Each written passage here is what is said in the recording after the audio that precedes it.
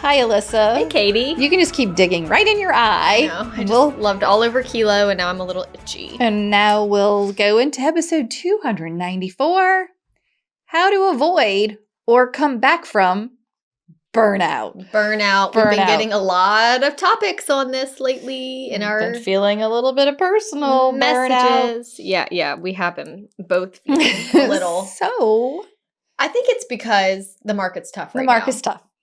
And, it's one thing to be busy and it's another thing to be productive. Yeah. It's another thing to be working all the time and it's another thing to actually get paid. Yeah. Remember that funny thing that they used to say about buyers or builders? Builders are babies. Buyers are liars. Yeah. What do they say about sellers? I always heard buyers are liars and sellers are worse. Okay. I'm thinking I want a version of builders are babies for sellers. Oh, yeah. Like sellers are. We should have thought about this before. I know before. Y'all think about it and let us know. Maybe it'll come to me. But like a whiny word. That makes sense. Right. And bless them. The market is tough for them too. It's their money. It's their house. It's their life they're trying to change. Mm-hmm. So I get it. But I also internalize it. I know. It's hard. What do you feel like's been burning you out lately? How anxious my sellers are. Yes. High anxiety. Mm-hmm. And resistance. Yes. I feel like they're resistant maybe to my advice, resistant to the process, resistant to the days on market, resistant to hearing buyer feedback. So it's just all of these things rolled up into one are just creating these balls of anxiety. And then I feel anxious for them and for myself because as you just said, I can't get paid until the house sells. So believe me, it is my top priority. Right. But I can't force it. I can't make it. No, I've had in the past sellers give me some crazy suggestions and I'm like, yeah, it's not like buying gum at the register. I can't just make the sign bigger or shout. It doesn't matter how much I say, your house is amazing. If no one has the money to buy the house and they don't want to buy the house, right? I'm not sure I can just it's not an impulse purchase. Correct. And I think buyers have gotten very market savvy and very nervous too. Yeah. And they're just in trouble because the price is high, the interest rate's high, the getting a loan is tough. Everything is tough right now. Everything is tough right now. I've always prided myself on being a good communicator, giving the game plan to my sellers in a way that motivates and excites them to do the game plan. Let's do this. Let's declutter and let's pack up and do this and that. And like you said, it's the market is tougher, but the sellers seem to be even less willing. I'm do you not have to move? Yeah. And some of mine are empty. All of my sellers' cases right now, this is not, they have to sell these houses. Yeah. I mean, now I have had conversations now and in the past with sellers that are I'm if it's bad, we might have to rent this property. Yes. I can't, there is going to come a time where you've reached a threshold and you don't want to carry this mortgage on a property that isn't lived in. So that time is coming. Always in the back of my head. Yeah. Right? Yeah. Deals Week is back. Coming Monday, March 31st, we will be sharing a different deal each day for 5 days. All of our favorite courses are on major sale, plus our brand new transaction checklist will be available for the first time ever. Enter to win a virtual coffee with us for you and a friend when you sign up for the waitlist. Head over to hustlehumblypodcast.com/earlybird to join the waitlist and get alerts when the deals go live. We only do these deals twice a year, so don't miss out. Okay, so we are getting a lot of messages. We're getting quite a few in community, actually, because I think the market is the market for everyone. Some places are outliers. But it is just getting harder to get to closing. 76,000 listings, I think I read, were pulled off the market in December. Oh, wow. Which is always normal for cyclically for listings to be pulled. Get to the holidays, they didn't sell for whatever reason. People like to pull them off, try again in the spring. That's a kind of normal thing. But 76,000, I guess, and that's, I think, in the United States, was a big jump. Yeah. It was an unusually large number to be pulled off the market. And only some of them have come back online in January. So it's just not, I think we can stop saying inventory is low. Oh, yes. It is not low. We have plenty of houses out there. Now the people are like, where are the buyers? Yeah. Hello? Anybody out there? And I've never been so listing / pre-listing heavy. Yeah. With so few buyers. Yeah, like how did it feels like it turned on a dime. Like there were all these buyers with nothing to buy. And now I don't know where they went. And now all the sellers like, hey, we'll sell our house. And now all the buyers like, never mind. I can't afford it. Even you said the other day when we were talking that you always preferred listings. Yeah. Now we're like, if we could have some buyers because, and you may have to maybe shift your focus a little bit during this time. Yeah. Listings are a bit hard right now. And I think you can only carry so many listings that aren't selling for your mental health. Correct. Like you can't just be like, well, I've got time on my hands. Yeah. I'll take another one on. No, because all of those sellers have to be checked in with repeatedly, at least weekly. And in some of these cases, daily, they want to be talking. So if I added any more and I didn't get any, remember when you had that long list of buyers? And you kept adding more, but no one was dropping off because they couldn't find anything. Right. There becomes a limit. Yes. Where you can't take any more. I mean, I'm not on my limit, but it is something I think about. Like how many hard to sell listings do I really want? Yeah. I think once you get past like 5 or 6 that aren't selling, you just get a little numb. But you got to be like, I got to just maybe take a beat. Take a beat. Okay, so do you want to cover some of these examples from community of our friends and what they were struggling with, or what do you want to do? Yeah, I mean, the one message that really stood out to me that we received most recently was our friend who hasn't taken a day off in how long? 5 years? It was a long time. Years. By choice. Yes, yes. But was starting to think maybe I am getting to that brink. That's what I would call it, the brink of burnout. I think we all kind of like, once you're there, it's like you're almost like, I don't care anymore. Yeah. I don't care about anything, right? And that's when you've gone too far. It's when you're at the brink that you feel the worst because you're like, oh, I can feel it coming. And how do I keep from falling off this cliff? Yeah. So she was on the brink. And I think it's hard too because her in particular, she was her own broker. Yeah. She doesn't have other agents in the office. Yeah. It's just her. Support system. So not a big support system for help, which I think will become necessary. Not just for help in the business, but even like me coming to meet with you on Tuesdays and Thursdays for the podcast where we can sort of commiserate, game plan, figure out what we need to do with our listings. Yeah. Just having a sounding board to talk it out sometimes and realize it's not just me. Yeah. It's you too. And what can we do to improve and that's also these helpful to share with your clients. Hey, it's not just you. It's not the market. This is a big problem that everyone is dealing with. But you're right. You need someone to help you look at it with this fresh set of eyes. And you may need somebody to help you with some of your admin work or open houses or anything like that to just sort of take a load off for a minute. Right. Now, one of her concerns, too, was taking a vacation, being a solo agent where she's her own broker. Yeah. And I'll tell you what my advice was. I'm like, okay, well, let's start small here. Can we take the afternoon off? Yeah. Like if we're honestly not taking a day off and working by choice because we love it and we have things to do and that's something to be grateful for, but that's not a sustainable life for your whole life. Yeah. So let's just take the afternoon off. Can you follow up with the clients in the morning and just be like, hey, I won't be available until tomorrow at noon or even in the morning, and then just see how that goes. If you can keep the whole thing, all the plates spinning, but you take the afternoon off, great. Next, we move on to a day off. Then we can get to a vacation. Yes. It's like, let's at least give ourselves some understanding of how will my clients react if I say I'm not available until tomorrow.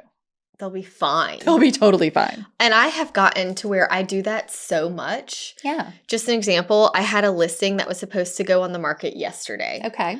My I had everything ready to go. And as soon as I got the photos, all I had to do was upload them. Okay. Well, they came in my inbox at like 2 p.m. and I was about to head to carpool. And I just thought, I just felt this, and I thought, well, then don't. Just wait. Yeah. So I messaged my sellers and I said, hey, the pictures are coming back a little bit later than anticipated. It's going to be on the market first thing tomorrow. Is that okay with y'all? Yes. Thank you so much. Great. I could have stressed myself out. You could have stressed all the way through carpool. I could have sent my kids to aftercare. I could have made it happen. But the second that I felt that way, I thought, I don't need to feel this way. Yeah. Tomorrow, whether it's Wednesday or Thursday, doesn't really matter. Doesn't matter. And I just need to communicate. Right. Now, if they didn't hear from me. And you didn't do it. And I made that decision in my head. Yeah, that's no good.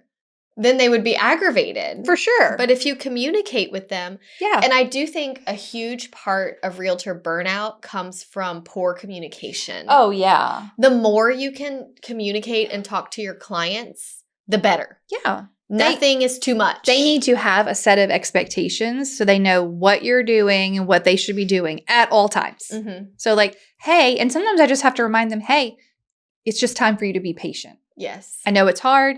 I know you want to do something, but this is what we've just done. This is what we're expecting to happen. This is just a quiet time. Mm-hmm. Yeah. It's okay. Right. We're just taking a breather. It's okay. So that one was helpful, I think. Do you want to tell us about... Oh, Kimberly? Yeah, before you do Kimberly, why don't you give us this other? We had another sweet friend in community just reminding everyone. I thought this would be a good ending. Okay, we'll end with that then. Yeah, tell us about Kimberly. Positive. I mean, Kimberly is also positive and upbeat.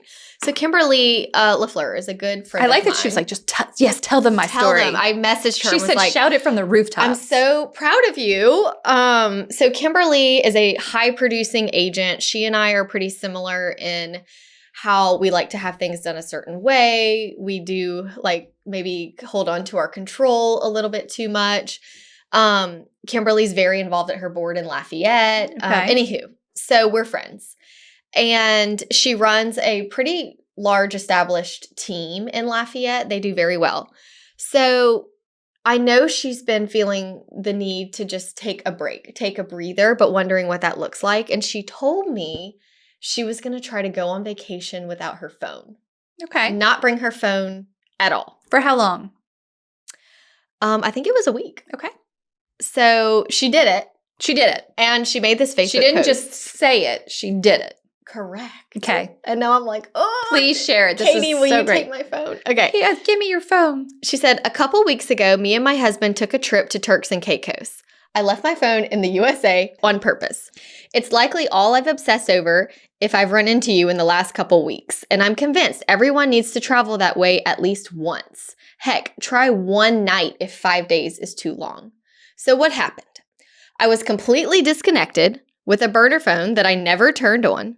I traveled like it was 1995. I printed my boarding passes for the airport. I talked to strangers in restaurants and taxis at the airport. Not a single scroll, not a single text, not a single call. My team handled the work side, and Ross had his phone if something happened with our kids. The world stopped for me, but kept moving behind the scenes.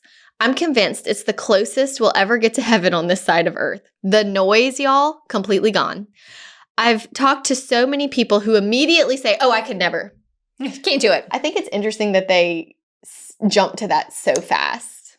I could never. Right. And that is why we should, because we're so connected, we're so available, and we're so in the know. You know what I knew? My senses again, my spouse again, beauty and floating around on a solo ocean swim and snorkeling around in the beauty while saying some prayers. Did I drown trying to catch up with work? No.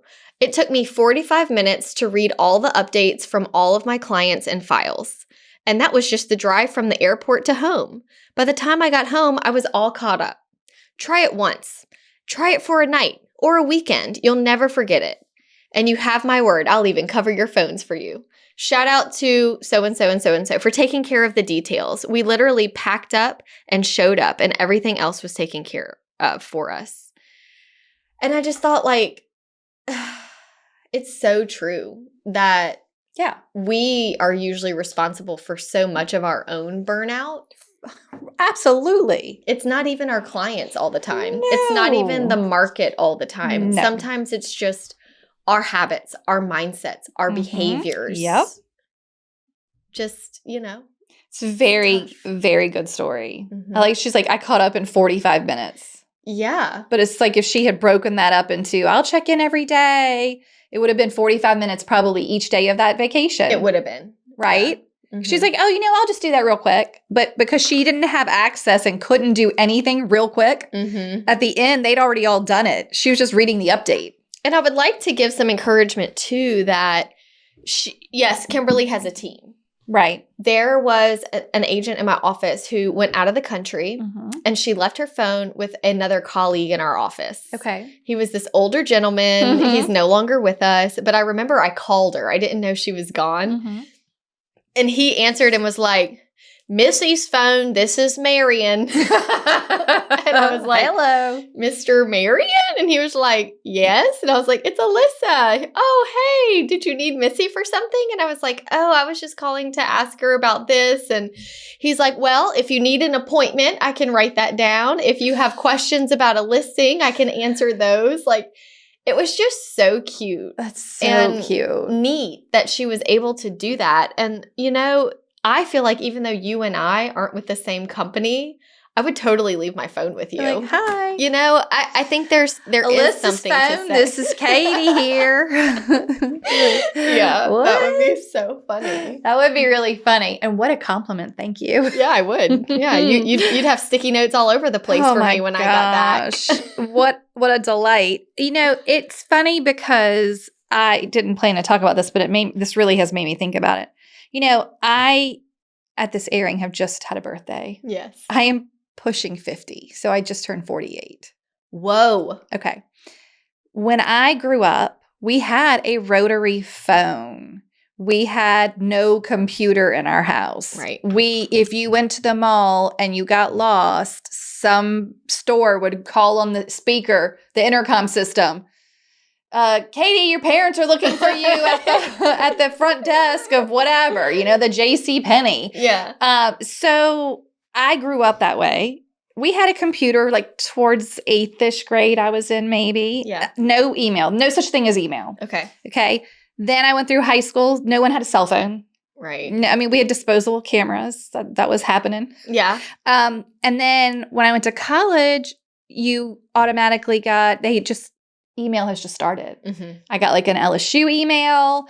There were obviously computers pretty much everywhere, but we didn't you still brought like notebooks to class. Yeah. Like you didn't go to class with a laptop. There was no such thing as an iPod or an iPad or any kind of iDevice except for a MacBook. I got like a Mac computer, not even a MacBook. Right. Anywho's, so I am the end of Gen X. And then it's millennial, right? But because I grew up this way and then I was young enough to easily adapt technology because I was in college, you're a sponge, you can still learn. Yeah. They call this little tiny group of maybe 5 years of people Zennials. Oh. Because you remember what it was like to be analog, but you are comfortable being digital, right? And all of this, like her leaving the phone, like as insane and foreign as that is to to me, I never went on a vacation where my parents were reachable. Yeah. They weren't reachable. We were gone. No one knew where. I mean, they might have a phone number to a hotel if you were staying in one. Right. When you went from one place to another and you're in the car, no one can find you. Now, my dad was self-employed. And he did have a car phone, like the bag. Yes, and the bag phone with the corded. I remember this, yes. I mean, but that was still when I was older, like maybe high school. And he was an early adopter. But we didn't go on vacation. So I love this for Kimberly. I think this would be an amazing thing to do. If I had a different form of taking photos, I could probably be like, here's my phone. Well, I even asked Katie when I was telling her about Kim's story. I was like, do you think you could do it? And she was like, yeah, I just want to be able to take photos. I just need it. Like this one's pocket sized. Yes, it's like a camera for my pocket. She's like, I could easily delete my apps. I could turn it off. I could turn off service. Like I would struggle, but which see, makes me sad to say. I know that is it. Look, but this is not for you to judge. This is not for anyone to judge themselves. It's not for you to judge yourself. It is just to say life can exist outside of the technology that you have. Like it's not hard, and it seems hard because in theory, technology makes so much of your life easier, right? Yeah. It's easier to find directions. It's easier to find the person you can't figure out where they're at the mall. You know what? Like, yeah. It's easier for me to make a reservation at the restaurant. Like, it's just, everything's easier, right? Mm-hmm. But it doesn't mean it's impossible if you don't have that. Yeah. It just might take a little longer or like be a little bit more complicated. Or maybe you have to get out the paper map. I mean... When I started in real estate, I had paper maps in my car. Wow. Now, GPS was coming around. Yeah. And I usually would print MapQuest directions to my showings, but I still was navigating from paper. So if I made a wrong turn, there was not technology saying, hey, you turn up ahead. Yeah. It was just like, okay, good luck. Nothing was correcting you. I mean, I got lost. Can you imagine? So I guess for me, when I hear Kim's story, like, this is amazing. Yeah. Especially for today. For today. Because even I am addicted to my phone now. Yeah. I use it for all kinds of things all day long. Obviously. Right. But I think that the phone does burn us out because you're always connected. Well, even if you have a rule that you don't answer after a certain time, you still see it ringing. You still, it's still a trigger in your brain. It's still something that makes you feel a certain way, and the impulse control. Yeah. And you feel like everybody's waiting on you, but we put so much pressure on ourselves. For sure. 100%. Deals Week is back. Coming Monday, March 31st, we will be sharing a different deal each day for 5 days. All of our favorite courses are on major sale, plus our brand new transaction checklist will be available for the first time ever. Enter to win a virtual coffee with us for you and a friend when you sign up for the waitlist. Head over to hustlehumblypodcast.com/earlybird to join the waitlist and get alerts when the deals go live. We only do these deals twice a year, so don't miss out. Okay, do you want to, I think you need to tell us the sweet James Clear quote. Yes, I saved it because I loved it so much. When you drink water from a cup, it becomes part of you. When water falls on you like rain, it evaporates a few minutes later. Similarly, thoughts can be consumed or dismissed. Is this thought nourishing? Is this feeling something you should drink? Or is it more like getting caught in the rain? You'll always feel the rain, but you don't have to drink the rain. You can let the thought pass, and in a few moments, the sun will return. You don't have to claim everything that you feel. Also, it's like you don't have to answer that phone. You can just let it pass. Yeah. You can see it and let it go. Okay, and if your seller is anxious, you know you've done everything today that you can. Right. We have to find a way to say, I have done what I need to do, and she's still anxious, and that just I can't. There's nothing else I can do today. Yeah, and you know what I feel like I've kind of been shifting towards in my mindset too? I will then ask myself, do I want to continue, or is it time for me to say that we're not a fit and to part ways? And I think that's a very valid question, especially if you get to the point where clients are speaking to you disrespectfully. They're letting their stress get out of hand. I actually had to do that last week. Yeah. Where I basically said, here are our options at this point. We do a very significant price reduction, and I gave the number. You're welcome to get an appraisal. Option 3, you go find another agent. Yeah. I'm not doing this anymore. Yeah. I also had the same seller. I had to say, I'm not going to speak to you on the phone anymore. Right. This is over. You can email me. You can even text me, but I'm not going to be speaking to you on the phone. And the only reason I didn't let them go is because we're pending now. Right. And they're still upset because they're not happy with the price that we got. They weren't happy with how inspections went. They weren't happy with anything. And, I have to go be at closing with them, but I'm like, I don't need to speak to you anymore. Right. I will say, saying that, he apologized, and I said, I appreciate that, but you may email me. Yeah. Like I'm not. Damage is done. Yeah. And who knows when you're going to go off again. Mm-hmm. Yeah. I mean, we've all had those clients, but it feels like right now they're building up. Tensions are very high right now. Tensions are too high. I also think people thought 2025 is a new year. Rates are going to drop drastically. Right. I read an article the other day. They're like, yeah, that big jump, that the rate drop and those big jump in sales is not here. Still not here. It's not here. And the feds are even saying like it's going to be a very slow progression to get to where they're going is what they're saying. You know, It could be 2026. And so we need to accept the situation and make the best of it with what we can and just maybe even have some go-to things that we rely on that we just keep reiterating to our sellers.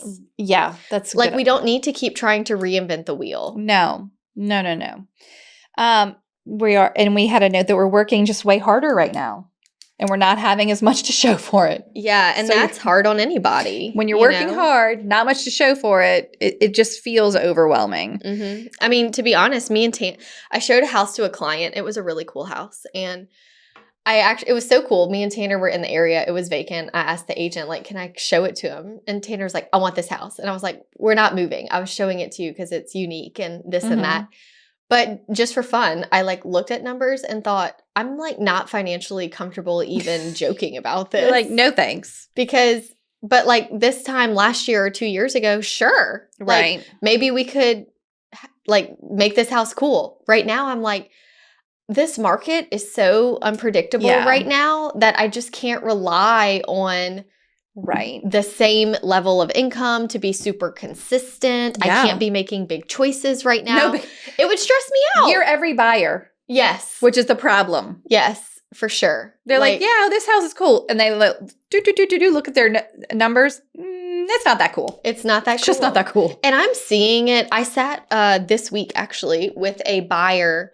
It's been a minute since I had a buyer come in, sit down, me and the lender and the buyer. We got out paper. We ran all the different scenarios. And it's been so long since I really had a buyer. This particular buyer, she's a single older lady and she is so worried about overextending herself. Yeah. And so the lender was running all sorts of different scenarios to see what we could do to make her comfortable. Yeah. And even I was like, I mean, there's some options out there, but nothing is ideal. Yeah. And the houses are so expensive. Like, I can't believe I can't find her a house for $240. Like, but why? I can't. You're like, I'm sorry. I know. It's just really sad. It's super sad. Let's talk about this talking point. The market is tough, so I have to be tough. That was I think you said that to me. I did. You were going on a listing. You're like, these listing appointments are not going so great. No, the listing appointments, it's like in this market, the sellers need extra prep. Yeah, it has to be perfect. It has to be perfect. The house must be perfect because the market is tough. So we have to be tough. So we have to be tough. Yes. And that means we, the agent, we have to be tough. Sorry, I know it would be better if you didn't have to paint this room. So we would like you to use that as your affirmation. The market is tough. So in a special little moment of recording magic, our computer burned out. Woohoo! Literal burnout. Actual burnout. It was just like, I can't take it anymore. Y'all are on episode 294. It was like, my disc is so full. That's how we feel right now. Do it anymore. My disc is so full. So sorry about the little... But you know what? In the time of burnout, done is better than perfect. That's right. Okay, his last quote was so good. This is Aaron again from the article. Real estate will always be unpredictable. Some deals will close effortlessly. Others will drag out and fall apart. That's where I'm at. Some clients will be easy. Others will test your patience. But you do have control over how you show up. Yeah, that's a really good point. You just witnessed me. I had a client sent me a handwritten notebook piece of paper with 24 addresses on it. Handwritten. And she asked me to please research these. And I just went, can I bang my head against the wall right now? You couldn't even cut and paste that bad boy. I couldn't because it's all hand typed. So it took about an hour. And I got them all put into I put them all into MLS and then did a CMA summary, which is helpful because you can see all their square footage.